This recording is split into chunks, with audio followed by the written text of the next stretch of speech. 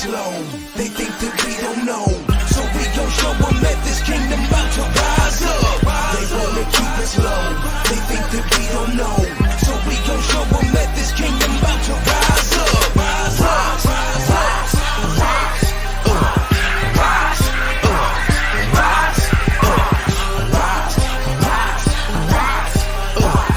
rise, rise.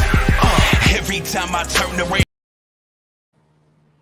What's up, folks?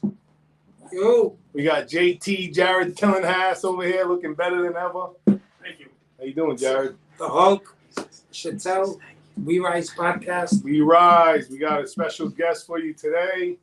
We got some good stuff going on. How you doing, Jarrod? Yeah, I'm excited about our guest today. Me too. I'm very excited. I know you've been friends with this kid a while now, right? Yeah, he's like he's pretty much my little brother. I mean, his father adopted me, and ever since I met him, since day one, he's been family. So did his father train you a little bit? His father was probably my main coach that helped me be able to win a championship, because it was the first person I really feel like had my back and looked out for me as a person rather than a fighter. You know what I mean? Yeah. That's rare in this sport. Yeah. So did his dad train you too? Yeah, his name's William Soukhamthath. I hear he's a badass. Oh yeah, he's a ninja. He's a ninja. I hear good things. Yeah, he was born in Laos, learned how to fight and trained in the jungle, and like he's just no joke. More than one person. No joke. About his dad, yeah. But he's intelligent, so like anything this guy does, like he can do electricity, run machines, like play guitar. This guy's like talented all the way around. Tell me about his flying knee. Oh yeah. I like that. Oh yeah. I like that. Yeah. I see Andrea doing it a few times. Yeah. The apple don't fall far from the tree. Right. So Todd, is he on with us? No, we're gonna invite him in a minute. Andre, can you hear us? What's up? Yeah, I hear you guys. What's up, brother? Could you hear me? A little shaky. What's up, Andre? Better? What's up, guys? Hey, Can you Ron. hear me now? No, not that. It's a little bit shaky. It's like breaking up a little bit. Really? 1 second.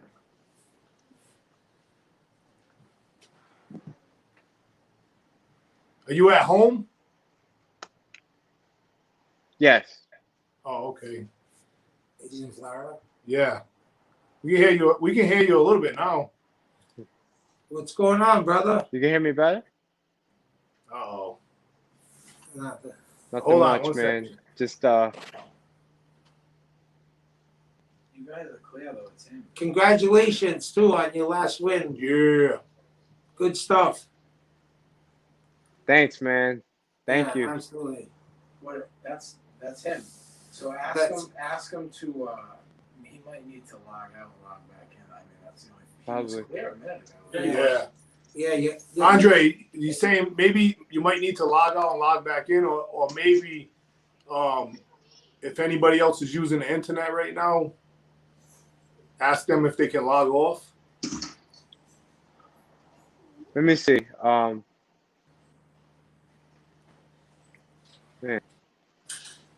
It's not that. Yeah. Once logging out and logging back in usually can fix fish.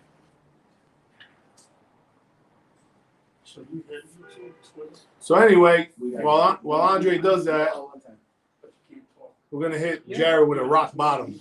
Yeah, they're talking right now. Rock bottom, Jarrod. Rock bottom. Rock bottom. Oh, no. I've had a couple of those. Tell me about it. Couple rock bottoms. Yeah. But we rise, we get up, and we move forward.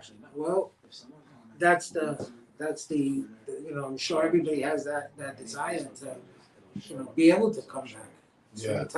Sometimes there are people that can't find a way to get off the ground, can't find a way to pick themselves up, can't find a way to stop habits that lead to dark places. Yeah.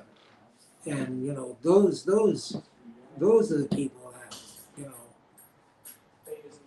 if you can do it and I can do it, they can do it. Oh yeah, absolutely, absolutely. I don't think anybody is stronger than the next. Maybe physical wise, but that doesn't mean anything. If you set your mind to something and you have a purpose and you have a why, you can get off the campus. Absolutely. That's it. You can get up.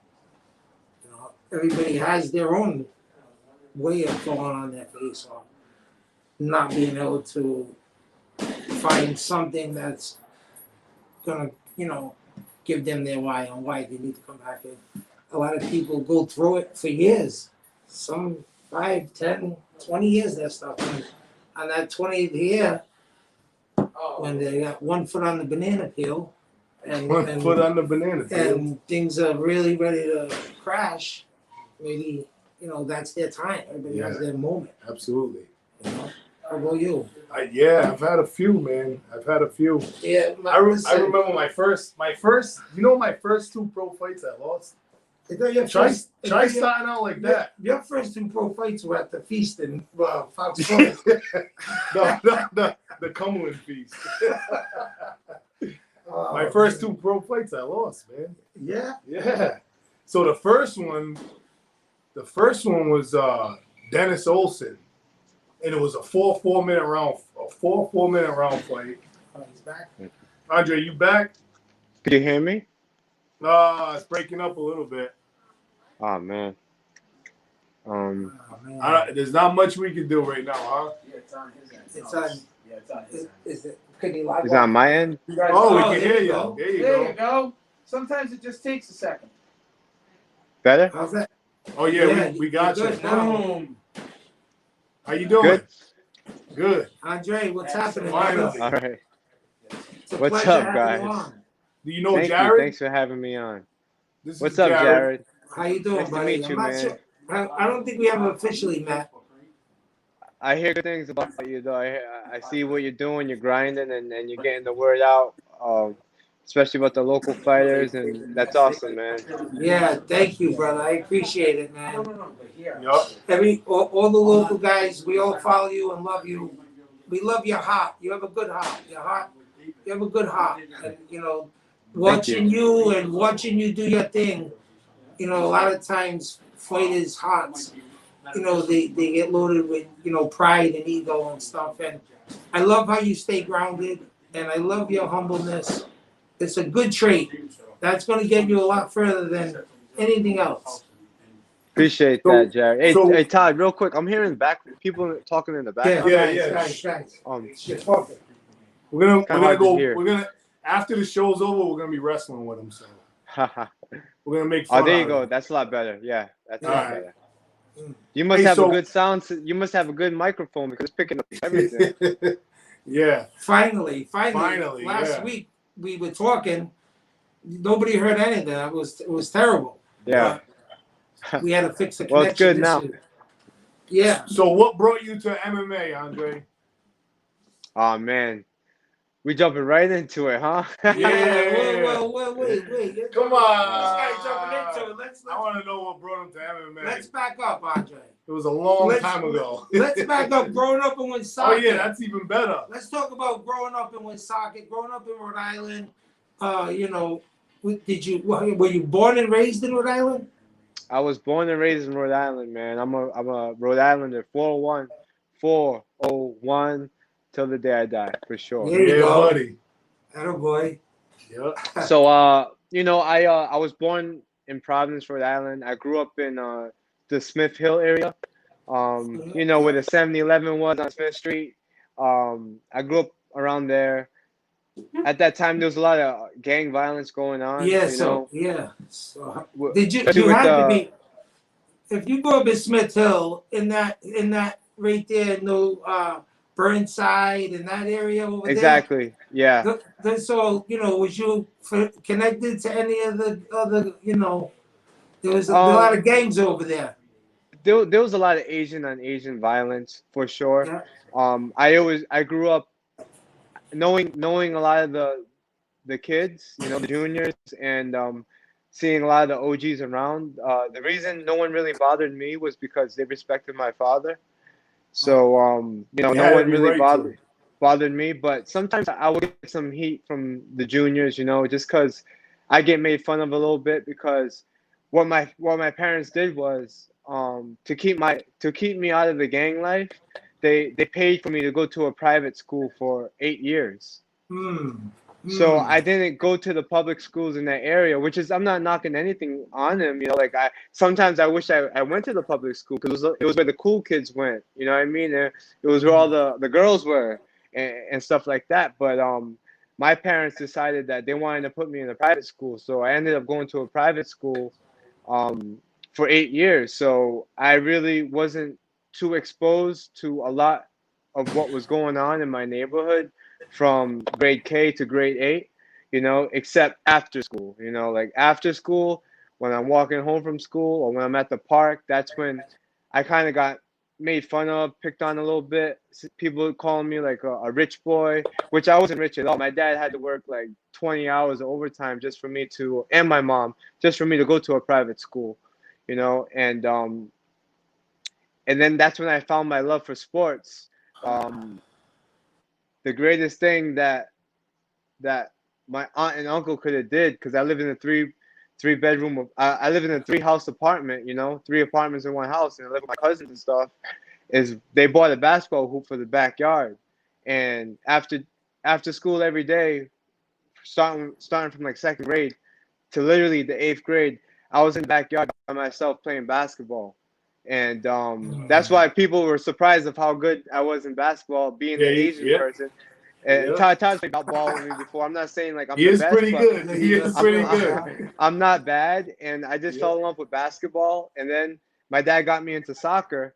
And then that's another thing that kept me out of the streets was sports. So I played basketball for my school and played soccer, um, travel Tell me, soccer all year tell me round. about your goalie days. I hear I you're a was a good goalie. goalie. I heard Yes, you're I was a goalie, outstanding. man. A I good was one, ranked right? number one. I was ranked number one and number two in the state all Yeah. 4 years of high school. Yep. And you know, it's a real blessing because my dad and my mom used to drive me all the time to go to my sports. You know, I had to find a way to my sports, and I did my sports every day, whether it was basketball, soccer, and uh, and when I went to high school, that's when we moved to Woonsocket to be closer to my mom's work. And then that was a whole nother thing because there was a whole lot of beef between the Providence gangs, the Loud gangs in Woonsocket. Providence, and the Loud gangs Yeah. in Woonsocket.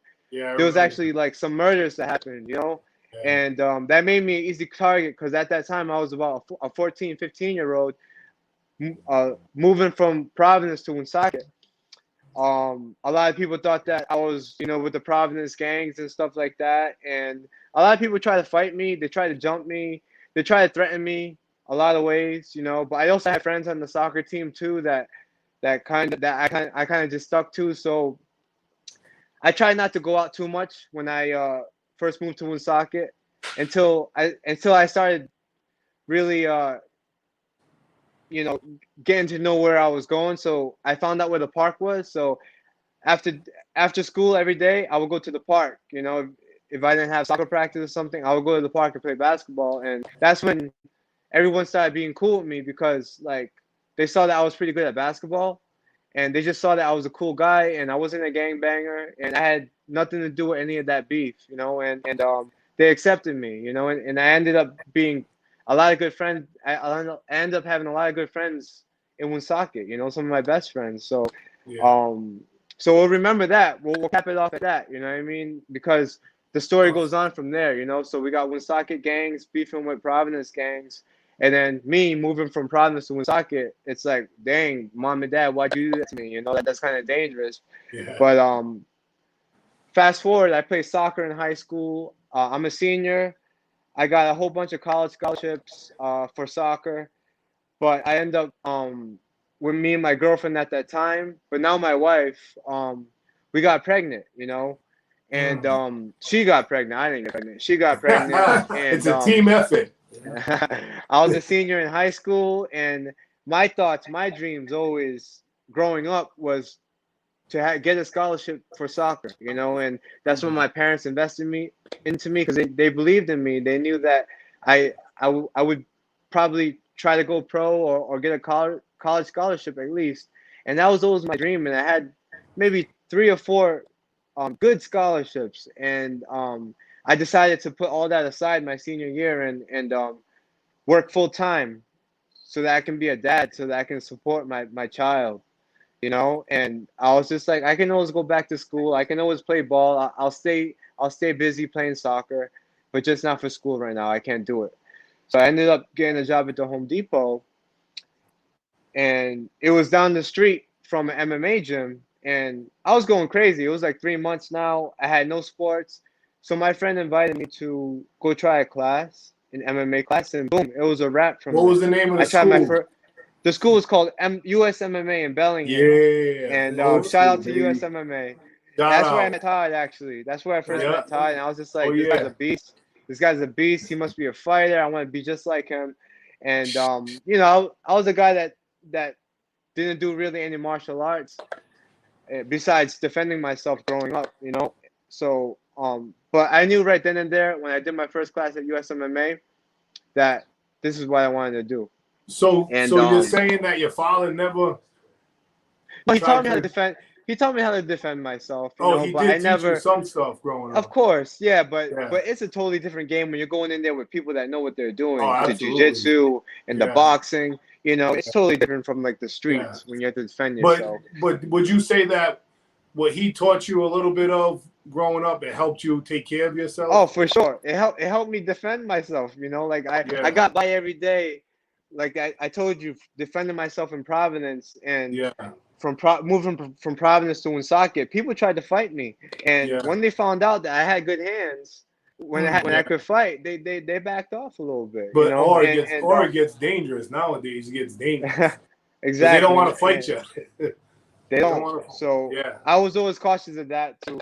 But I never picked fights, but I defended myself growing up. Sometimes I Yeah. got beat up, sometimes I beat the guy up, but at least I didn't get seriously injured. I never backed down, Yeah. And that's what my dad taught me.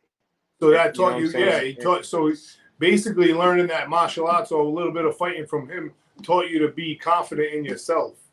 Exactly. Yeah, exactly. I told you that absolutely. I love that point. Yeah, That's what that brings to the table. It gives you that self-confidence yeah, where on top of having your parents instill in you to not go the gang life and to avoid that, and they kept you busy and away from that stuff, involved in sports, involved in, and like you said, from K to 8th grade, you didn't see any of that stuff. You went to a private school. And You're I commend my fortunate. I'm very fortunate. I Yeah, commend my parents. Yeah. There's a lot of kids out here that don't have parents that are gonna put their kids in private school, that are gonna do that, and these are the kids too. Now, this is a great example because even though there's kids out there that don't have that, they still make it too. yeah, They still make it Yeah, too. For sure. So no matter where we come from, the good, the bad, and the ugly, we can all find a way. Andre. So I want to get to the second part of your story. We're gonna go to a break, and then we're gonna come right back, Okay. real quick. Cool.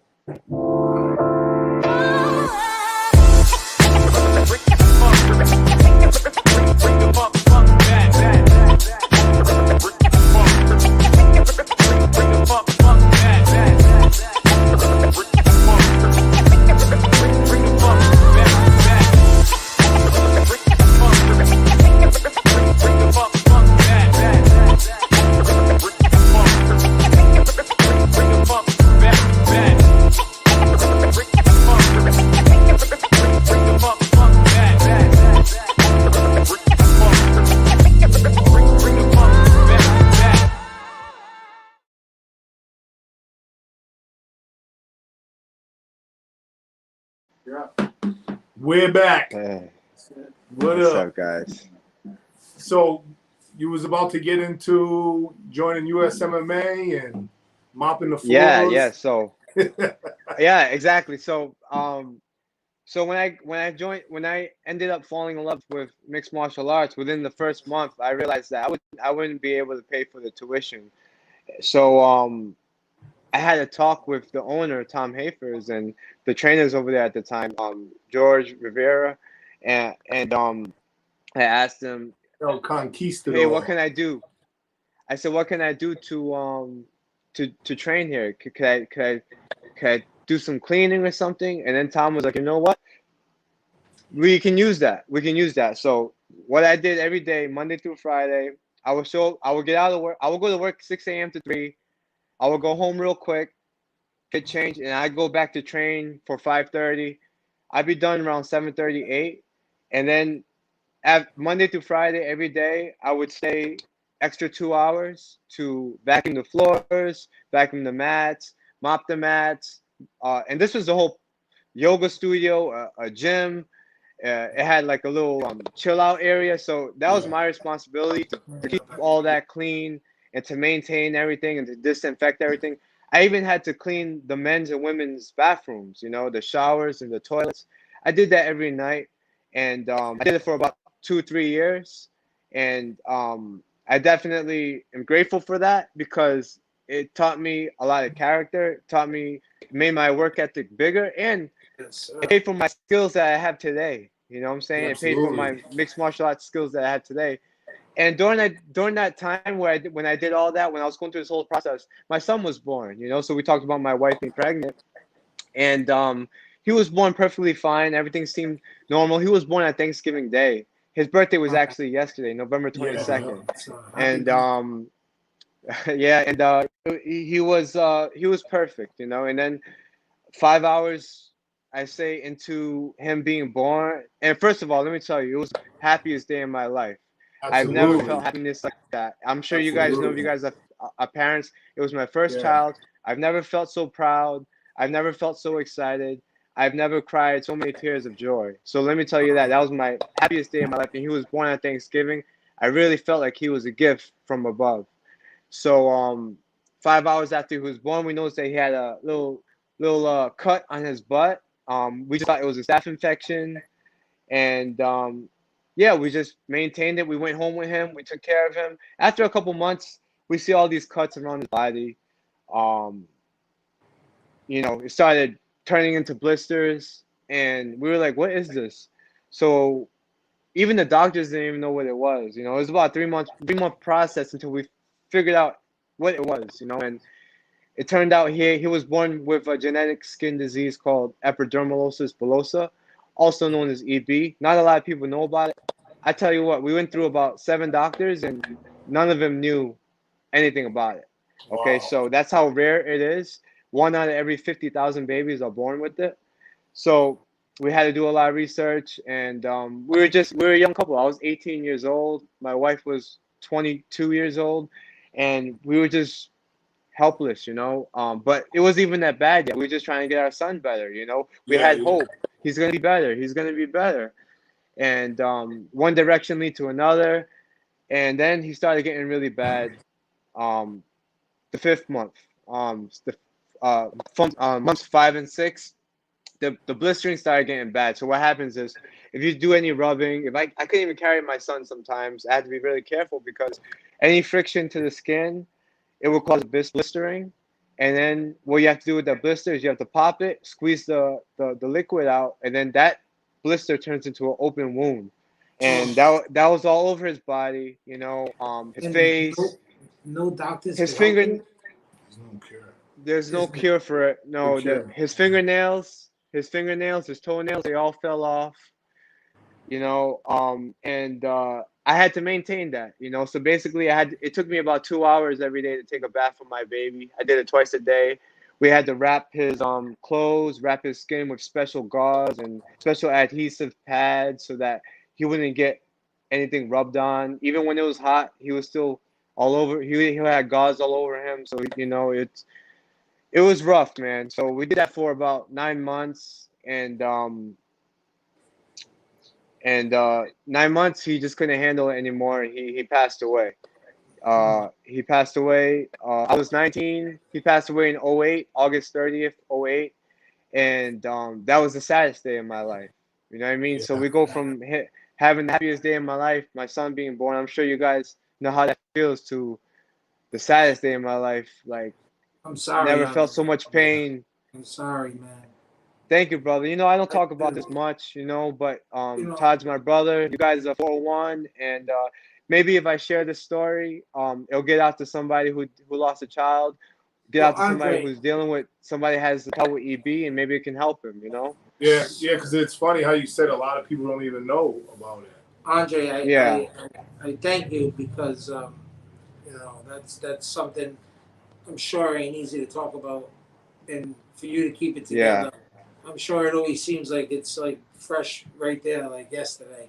That don't go away. That stuff. It definitely hurts every day, but just like anything, time just makes you develop thicker skin, and it makes you a little stronger, and it makes you kind of like I'm still finding myself. You know what I'm saying? Why did this happen to my son? Why did this happen to me? Sometimes those are just the wrong questions to ask. You just gotta take it for what it is and just move on. And are you gonna make it a negative, or are you gonna make it a positive?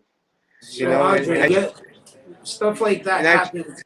Stuff like that happens, and just talking to you for a little while and understand your character. Stuff like that happens. There's a resilience to you that is admirable. It's thank you. Yeah. Are you still you still have your family together? You know Mom? what? Yes, I'm still with my wife, Jamie. Same, we go through the journey together. A lot of ups and downs. You might look at our Instagram, look at our Facebook. We have two beautiful boys now that we're blessed with, Benson and Parker. One's 4, Amen. one's 8. They're both healthy, and it was a process just seeing if they were gonna have the disease too. We had to go through a long process that put a lot of anxiety on us, with the scientists. And trust me, it was really hard for us, but they ended up being fine. And just like you would say, I'm resilient. I would commend my wife for being the same way.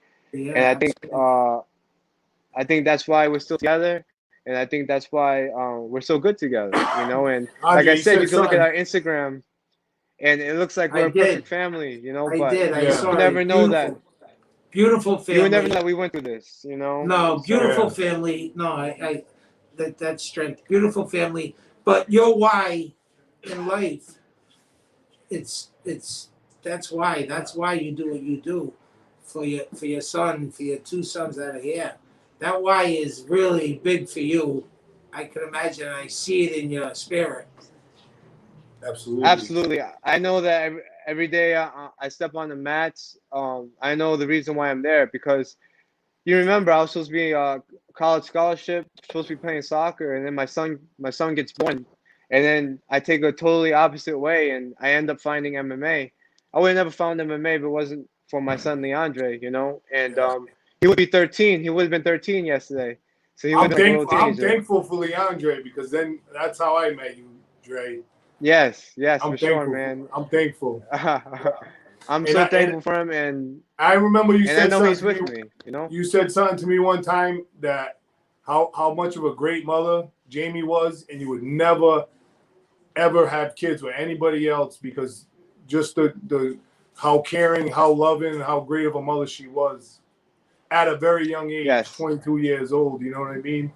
So I thought that always stuck with me, stayed with me. I thought that was beautiful. Man. It speaks volumes that a lot of times some tragic stuff happens like that in a family to a child. The percentages of the parents lasting They don't. They usually don't. They don't. They don't. I We would did. love to, I We would love to find the percentages of that. Yeah. It's really tough, and trust me, we have our obstacles that we had to fight through, but that's the difference. Like we fought for our relationship. We're still We fighting never for our gave up. relationship, and we're just trying to do the best we can to be good parents and to be good people to our family, to our friends. We're just trying our best. And that's why God's blessing you right now. That's why your Thank you. blessings are coming in, and you're in a good situation. You got an opportunity. Give it all you got, and don't leave nothing behind. You know, I'm so fortunate to be able to travel the world doing what I love to do, make a living doing what I love to do. It was all a dream, like just like the song. Like you can So ask Todd. yeah, Todd, remember when I was like a little kid, little boy? I I didn't even have remember. any I was fights yet, telling him. man, I and it's remember crazy. his first MMA fight. I showed him a move in the back room. The guy gets him in the guillotine. He picks him up and slams. Does the same exact move. I showed him 5 minutes earlier. It Yeah, was man. crazy, Yeah. man. Todd's the Crazy. best. It I was had the big crazy. girl in my corner a couple of times, so it Yeah, was yeah. special moments, Yeah. we shared I'm for always in sure. your corner. Yeah, For he's the always, rest of your life. he speaks highly of you, Yeah. and you're always in his top, and he's always Absolutely. speaking good, positive words Absolutely. of love about you. Absolutely. Yeah. It's yeah. The young buck that used to walk around the gym mopping the floors. That's Yeah. good stuff, man. Hey, so I'm just I got a so question. thankful. How did it feel the first time walking out in the arena in the UFC after all those Honestly, years of man, hard work? it felt good knowing that I got the call and I was ready. But I don't know, man. I kind of wish that I got the call right now. You Yeah. know, versus the younger Andre 4 or 5 years ago that got the call. I wish I got the call right now. So I would have really. I remember one time you told me, Andre, you're in the present. Just soak it all in. Absolutely. I remember before one of my fights, you were just like live in the moment and soak it all in. I didn't really do that in the UFC. Yeah, I was yeah. thinking too much ahead. Ugh. And I was thinking too much about my opponent. And these are lessons that you learn. And when Yeah. you blow up like that, there's a lot of things that are coming from It's everywhere. tough, Like man. It's tough. a lot of distractions, a lot of people all of a sudden they want to be on your team, and like I'm not gonna say I wasn't ready for that, but I wasn't fully focused. You get what I'm Yeah. saying? So Yeah. walking out, it was amazing seeing my name in those lights every time I walked out. But Was there a I'll lot of tell you people in that the audience? there was I was the first fight, so there wasn't that many people Yeah, yeah. in the But that big audience. arena like that must be. But Whew. I've been in those fights when the T-Mobile was packed. The T-Mobile arena was packed. Yeah. I fought a pay-per-view fight there, and even Yeah, then yeah. I wasn't fully focused. I wasn't really living in the moment. I was You just was you focused. was in Mexico. You No, was living in that fight. You were having fun. I thought Mexico, I you was won having that all fun. day long. I mean, that was the best Andre ever right there. so was his first fight Albert Morales? Yes, Yeah, yes. first Tough, UFC tough fight. guy. Yeah, Tough guy. that went back and forth, right? Yeah, three of Yeah. my fights in the UFC, I lost split decision. Split decision. Split decisions. It could have been which either I way. don't know. Yeah, and I understand what you say about having that moment back. You would do it all differently if it was now. Exactly. I can relate to that as a fighter, as an athlete. Yes, sir. So, but you learn from that, and now you wouldn't let it happen again, because if that moment comes, you're prepared. And I believe Well, I believe the best is yet to come for you. Yeah, me too. I think if you guys saw my last fight 2 weeks ago, Yeah. it was in XFC. I just signed a 3-fight contract with them. I was the main event on NBC Sports, I seen and it. I did everything the opposite. I did everything. I told myself that I'm not gonna make the same mistakes that I did in the UFC. So I was totally focused. I was living in the moment. I was having a great time, and Yeah. I trained so hard for that fight. That's what I'm talking about.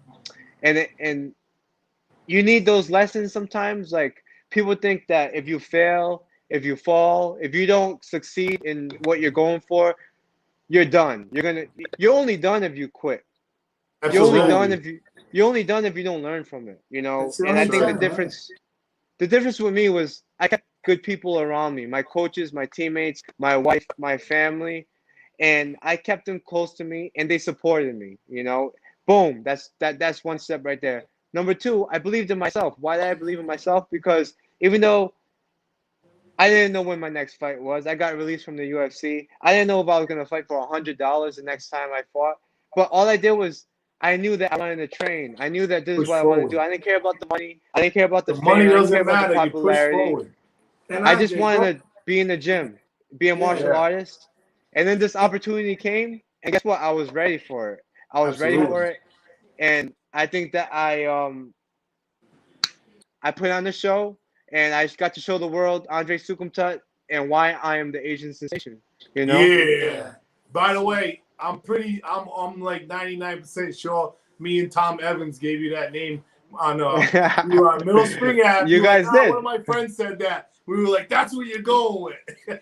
Talk about talk about you had an amateur career. Talk about a little bit about your amateur career and going into CES when you turned. Did you make your pro debut with Classic Entertainment? I made my pro debut with NES. if you look at my career, if you look at my life, right? It's like I always have to take like a loss before I gain some wins. You know what I'm saying? So I lost my pro fight. I lost my pro fight. Todd, do you remember that fight? I got robbed in that fight. No, Cage Titans. When I dropped the guy with a jab, I dropped him like 3 times. My pro fight. It was in Plymouth Memorial Hall. Yeah. And that was bull too.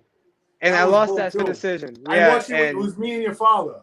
Yes, and my father was We're pissed. gonna take 5. We're gonna take 5. We're gonna come right back. You lost the split decision. Keep that thought. Okay. All right, I want to hear it.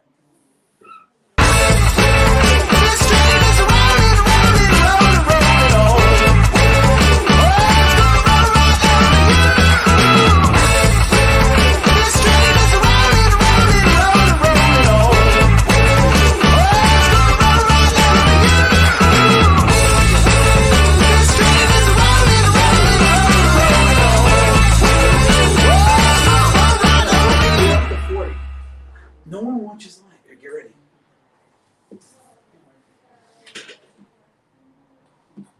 We're back. Hey. We're back and we're talking crap. What's going I on? think my battery's running low. So I told you, get the. Can you charge that? No, but you guys are at 40 minutes. So the split decision, the loss. The guy was man. jiu-jitsu in you. Yeah, it was a split decision. I thought I won the fight, but I got a little tired. I got a little excited and got tired. But from there, I ended up. My wife was managing me my whole career, by the way. So we were like, all right, we got to do something here. And then we knew that CES was fighting in Rhode Island, having fights in Twin River. We're like, we're from Rhode Island. I was always a big ticket seller, so I was just like, we need to fight in Rhode Island. Forget Mass, forget Connecticut. Let's fight in Rhode Island, man. Fight where I live. Make that money. We ended up signing a contract with CES, and I ended up going on a 7-fight win streak with CES and breaking a couple records. I think I broke your record, Todd. I'm sorry. And, wow, it's like that. And I got CES Fighter of the Year in 2012, and I got that. I think first. that's when You can't beat that. No, I can't. And then, seeing my big bro Todd being the first CES champion, it made me want to be the first champion in my weight class, and I got to achieve that. So through the years, I really built my career with CES because we had a good business relationship with me, CES, my wife, and we had a mutual understanding with each other, and it was good. I had a good time fighting for CES, and I'm very blessed. I'm very honored to be the first champion there. There's no place like home. Like, come on. Even if it's a big fight and you get to come home, like Vinny Paz, Andre, Boo Boo fighting at the Civic Center, to be able to come home in Providence and fight in your backyard, it's different. Maybe you gotta talk to XFC about doing an event at the Dunk. That's always been my dream, man. I wanted to bring the UFC to the Dunkin' Donuts Center. Obviously, I'm not with the UFC. I'm with the XFC now, and you know what? I believe in the XFC. Me too. They believe in me because they have some big plans. Good. And I think that I will propose that to them one day. I'm gonna wait till all this COVID stuff goes away because you know my fans, bro. We're gonna pack that place up. Absolutely. I said the same thing. Absolutely. I said the same thing. I don't know if I would be able to come out in an arena and fight with no one there. I mean, I could. Strange. I could. How was that, Andre? You did that. We had a little bit of people show up. There was probably like 30 people in the crowd, but Oh, I didn't mind it. It was kind of like practice, to be honest. yeah. You know, like Was it like 100% sparring? yeah, you can hear everything, and Nice. I was totally focused, locked in, just with me and my opponent. So I think that Yeah. I didn't mind it. I liked it. You know, He was tough. That guy was tough, man. he was very good. I was just happy to work. You know, I haven't worked for a year and a half, man. So I was just happy to finally be able to work and chip in and provide a little bit for my family. I was happy for the opportunity. So what's your why now? Like your why? Why do you keep going? Why do you keep fighting? Why do you keep pushing forward? Number one, I know that God put me in this world to do something special, whether it was through fighting or fighting is just a platform to even go above and beyond and do something else, you know. But I know that I'm put on this earth to do something special, and that's the reason I never wanted to quit after I lost 2 fights in the UFC. After I got released, I was thinking about quitting. I was thinking maybe I should just. I'm 32 years old now, you know. My body's not the same. You're brand new still. I have 2 kids, you know, but and then I'm like, you know what? I'm not done yet. Let me just go and train. And my why is I know that God put me in this world to do something special. I don't know what it is yet, but it's to do something special. Second, before I walked out to that cage, my last fight, I told myself, all right, Andre, you're a beast. You're better than this guy. All right, Andre, you're carrying the whole country behind you. The people of Laos, they all look up to you, you know, because I'm the first Lao person to be in the UFC, to be in the XFC. You're their first champion. Yeah, this is their first champion. Lao MMA champion. Thank you. So I know that there's a whole country looking behind me. So I'm like, I gotta do this for the Lao people. My wife, I gotta do this for my wife. She's been holding me down. She's been holding it down. And then I thought my last thought was, I'm a father. I cannot let my kids down. I said, oh, I'm a father. I can't let Benson and Parker down. I can't let them down. All right, and that's why that was the last thing that came in my head. Like, I can't let my kids down. I can't let my kids down. I can't let my kids down. And yeah, good I got a stuff, couple Andre. whys. Yeah. That's Your whys are all perfect. Listen, that's a combination of success right there. Listen, Todd's why might be racing hamsters. Everybody's why is different. It is what it is, and to have multiple is it's a great thing to have. Is a why. Let me ask you something. What would you say to the young Laotian that's still in Smith Hill, that is in the middle of chaos and living that life? What would your message be to kids that want to do something different but feel trapped, feel like they can't get out of where they're at, their environment? I think that's the number one problem with not just the system, you know, but with, you know, different cultures. People feel trapped. But no, you're not trapped. And if someone tells you you can't do something, you know how many times people told me I couldn't do anything, I can't wrestle, I can't fight. No, all you got to do is just do it. Go out there and do it. If you have a passion, if you love something, you have a goal, go out there and attack it every single day until you can't walk, until you're exhausted. Because guess what? All those reps are gonna add up, and then you're gonna achieve your goal, man. So if you're somewhere, you know, everyone's got different circumstances, but I want you to feel trapped, especially the Lao in Smith Hill, especially the Lao people in Woonsocket, the kids in Rhode Island, period. You know, you guys can do whatever you put your mind to. You know, forget what everyone else is doing. Forget your friends; they have different paths. You know, you got your own path. You got to create it now, though. You know what I'm saying? So if you know what you do, you know what you want to do, that's a blessing already. Because I didn't know what I wanted to do. But if you know what you want to do, attack it every day, and I promise it'll pay off. It'll pay off, man. I love the message.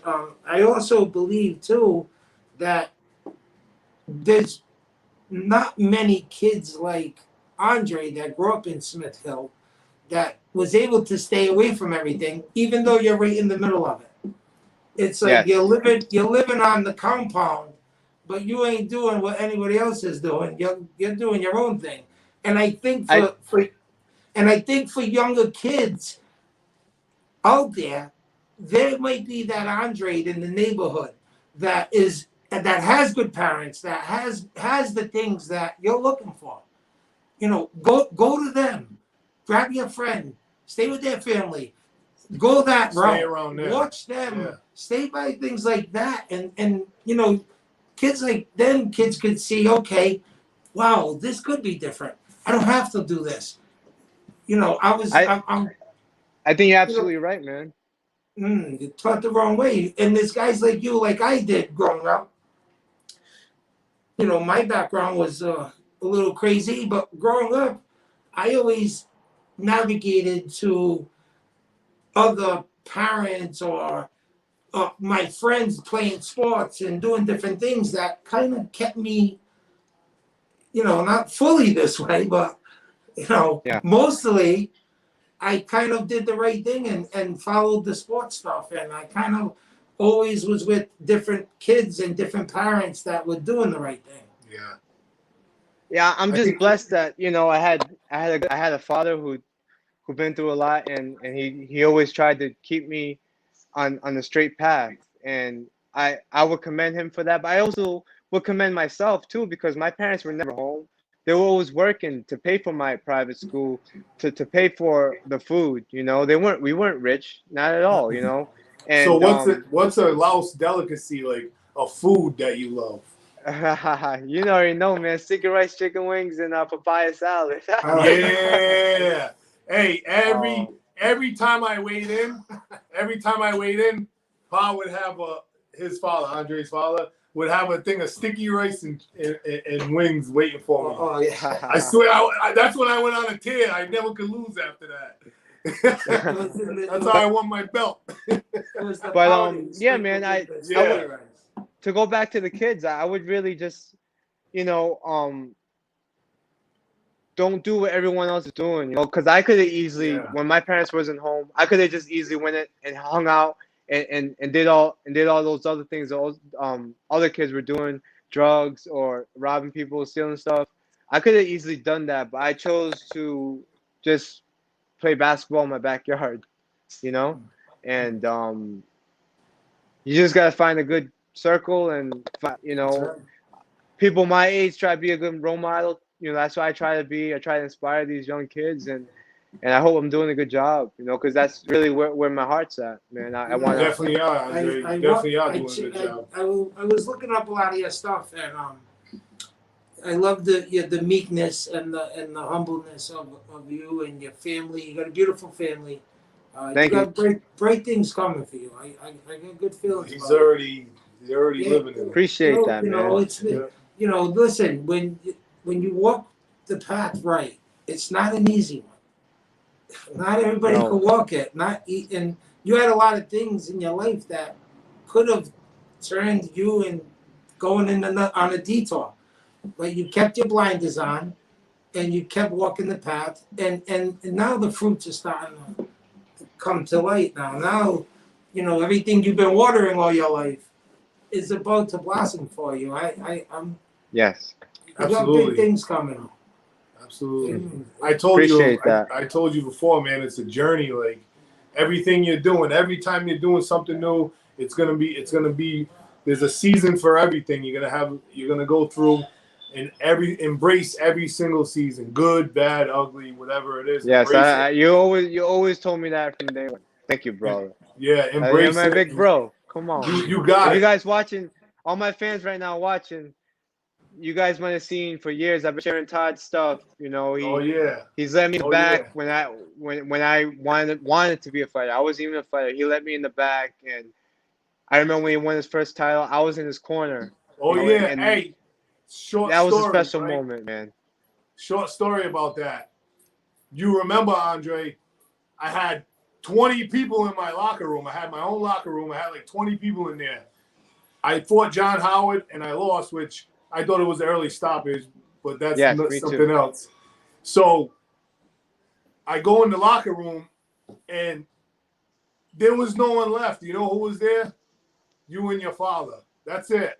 And then my We kids love you, came in the man. back. Bro, Yeah, we you and your don't father. care if you win or Believe me. lose, bro. Well, That's the type of people. Your family. But that's the type of people. That's who you are. That's who you come from. You know what I'm saying? That's what I'm talking about. And that's what's real, and that's what's important. I seen that a mile away, and I haven't met you not once, but I looked at your stuff and I looked at your eyes, and keep doing what you're doing, man. You're impacting Thank a lot you. of people. You're impacting a lot of people. You know, all your people, especially too. They all love you and look up to you. Represent well. You represent well. You know? Oh yeah, proud of you. Thank you so much, guys. Yeah. All right. Let's do it. Stuff. We're gonna close it up, Dre. I love you, All man. right. Yeah. Thanks for coming on. I love you too. And Trey, I'm gonna we'll teach be you about talking. the eyebrows. All right? Can I get one? That's just it. Hey, show him where's the Vaseline. There you go. Show him your thing. Show him your thing. Where's my coconut That's oil? what he used to be in the back. I'm like, he's not even fighting. I think I was fighting. He'd be in the back. He'd be like, "Can I get some of that Vaseline?" Look, where's your Vaseline? He pulled up a job. You should make an advertisement, a commercial for the Vaseline. Absolutely. I think, right? Right there. I should have been happy. I pulled that thing right out, right near me. Yeah, I'm gonna be your agent. I know it. All right, Andre. Andre, God bless. All right, bro. Sabade. All right, peace. All right, guys, close it up. All right, thank you for coming. God bless. Yeah, it's been great. Oh, Andre's awesome, huh? He's a nice kid. yeah, absolutely. He's doing the right thing. He's been doing the right thing for years, and Yeah, it shows. And I can remember, like, when I first met him, he literally was just mopping the floors. He'd come in the bathroom. He'd ask me questions about fight. I think I already had like a few fights under my belt, and he's asking me questions. And I'm looking at this kid, like, humble, but he says he was all right, but he was decent already. Oh, And his yeah. boxing started Well, getting his really dad good. Probably taught him some stuff. But he started getting really good in boxing. He competed in some amateur boxing stuff. I would go watch him do that, and I think he didn't even know because he was so young, and probably already he was going through a lot at the time. He didn't even know that all he had to do he kind of just did it without even knowing. One step in front of the other, one foot in front of the other, and then it ends up working out for itself. So hold on, we got to get the word for the day. Right? What do we got? We got the word for the day. Hold on. 1 second. Oh, go ahead. What is that? There? Thank you, SFBN, Yep. Rhode Island. Find us at sfbn.com. sfbnri.com. Is that it? That's the plug came in from the Well, executive. it's where all your stuff is. Thank We you. got a big guest next week. Thank you, um, Legendary Boxing. We're gonna apologize ahead of time in case of the language because we already put them on notice not to. Oh, yeah, we got some big things coming in next week. Next week's guest. Yeah. But this is gonna be different. He's all signing books everywhere. I never met anybody that had more book signings than him, right? Yeah. Is he here still? Yeah, he's here. Oh, Yeah, sure. because All right. be careful. Yeah. No. No. All right, take it all back. I don't know till later. All right. All right, ready? I'm here to represent. Yeah. Yo, Oh, no. That is good. do you hear me ask Yeah, before I yeah. get going? Is he still here? That is He's good. here. No, he's right here. He's right here. Yeah, I know. I'm nervous to leave now. No, we're in trouble. No, but this interview next week with my dad is going to be interesting. Yeah. I'm excited. I can't wait. Yeah, everybody's afraid of him. I'm not. Stay out there. Lock the door. Yeah, everybody's afraid of him. I'm not. I'm going to go in. I'm going to ask questions and do things that no one else wants to do. Yeah. So, That's what we're here for, the hard yeah, questions. yeah, I'm digging. I got a We shovel. rise I got together. a gold shovel. We rise, I'm we fall, and digging. we rise again. Wow. After we ask the questions, we fall, and then we rise again. I have a lot of unanswered and asked questions I want to get them with. What do you think? Yeah. Do you have like a plexiglass? Yeah, we're gonna do something. Hey, before you guys close, hold on. Wait, before you guys close, hey, this is listen. I had to jump in. This is Ron from the Sports Fan Base Network, Rhode Island, and I have to tell you guys something. Everybody out there, these guys are fun. They bring out. I mean, Andrea was a good guest, but you don't even know how much thought that these two guys put into the show. And how much aggravation they put. That's what we do. No, but people No, need but to just realize, I hope people people don't realize. I hope people don't think that. I don't want people to think that they just walk through the front door, we turn on the camera, and we go. These guys have talked to me every day for 7 days straight to make sure it went right, and it was phenomenal tonight. So great job. No, you. It's not in the No, budget. well, and Jared wants a makeup trailer, but that's not the budget I yet. just wanted to give these guys a All little right, bit of but I just wanted to give also to say thank you to and Nick, also to say thank you Joe to on the Nick back. for running the show on the back line. He did a Nick, you're the man. the show was Nick, you're the man. fantastic How's tonight. the logo The behind logo's us? great. You guys are. How's that behind us? Is it Ron? You guys need a plug because the show was great. Hey, so 1 Thessalonians 5:6. So then, let us not be like others who are asleep. Let us be awake and sober. Let's go. Rise up. Rise up. So we meet again next week. Well, we say 6 o'clock, but by the time, It'll go at 6 next week. but yeah, 6. So We're gonna do our best. Just say between 6 and I'd rather it go 6:15. at 6:10 and for it to look like that. This Yeah. thing was phenomenal. I'm glad. Are we on live? Are we still live? No, you're ready. Get it. Yeah, Alright. we It's a great. we have a better reception this time. The logo's a little better in the back. Todd, you So finally right now, we had to hide yeah. in your chair to get on. I'm Jarrod's stunt double. Here he is. Listen, man. He's ending it. On that note, Let me get a little eyebrow, right? Oh, that's a great way to go. That's a my great- old man The eyebrows. signature. We gotta get glasses with one eyebrow. Like having me. Yeah. Joe Russo, if you're watching, we need some glasses, right? Jarrod. All right. Jarrod.